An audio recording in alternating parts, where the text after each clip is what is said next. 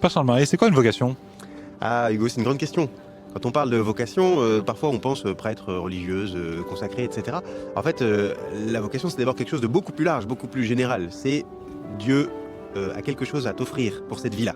Et la manière dont tu vas pouvoir accomplir ce que Dieu a à t'offrir, on appelle ça une vocation. Alors certains vont le vivre d'une certaine manière, par exemple en devenant père de famille, en se donnant à fond dans un travail, et puis d'autres le vivent en devenant consacrés, c'est-à-dire qu'ils donnent leur vie au service de l'Église et du peuple de Dieu et du royaume. Voilà, et c'est pour ça qu'on parle de vocation, parce que vocation ça veut dire appeler. On se sent appelé à quelque chose et on répond parce qu'on sait que tout notre être est appelé à ça.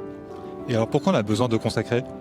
Alors, on a besoin de consacrer dans notre diocèse, eh bien parce que le royaume de Dieu, il doit grandir. Quand on a fait un jour dans sa vie l'expérience de Dieu, de ce que Dieu apporte, de ce qu'il a envie de donner au monde, eh bien, on peut pas se dire ah il faut pas que je le transmette, il faut pas que je puisse le donner. En fait, c'est comme par exemple quand on est dans un désert et que on trouve une source, eh bien, on a envie de le porter aux autres. Et donc, dans notre diocèse, on a besoin qu'il y en ait qui se lèvent pour dire moi, j'ai envie de consacrer ma vie à annoncer le règne de Dieu, à annoncer que Dieu veut le bonheur des hommes, à annoncer qu'il a envie de se donner et à pouvoir célébrer les sacrements, vivre de la vie de prière, prier pour le monde, etc.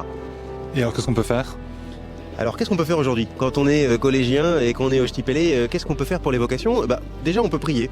Je pense que chacun de nous connaît, a déjà rencontré un prêtre, une religieuse, a déjà vécu d'un sacrement ou reçu des choses. Et on peut déjà prier, rendre grâce, remercier le Seigneur pour ce sacrement qu'on a pu recevoir.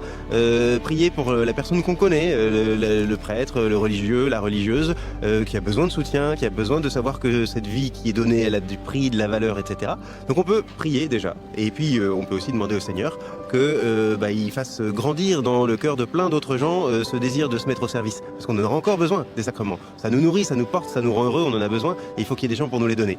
Et puis on peut aussi, en dernier point, tout simplement se mettre en disponibilité. C'est-à-dire, nous, on a toute la vie devant nous, on est au collège, on peut dire, mais Seigneur, voilà ma vie, je voudrais qu'elle soit belle, je voudrais qu'elle soit grande, je voudrais que ton royaume puisse accomplir, je ne sais pas encore comment ce sera, mais je me tiens disponible. Si on fait déjà des plans trop définis, si on dit déjà je veux faire ça, en fait, on n'est pas sûr qu'on va pas passer à côté de quelque chose d'extraordinaire, si c'est notre plan. Alors, ce qu'on peut demander au Seigneur, c'est de dire, Seigneur, ouvre mon cœur, et peut-être que je suis appelé à devenir prêtre, peut-être que je suis appelé à devenir religieuse, peut-être que pas du tout.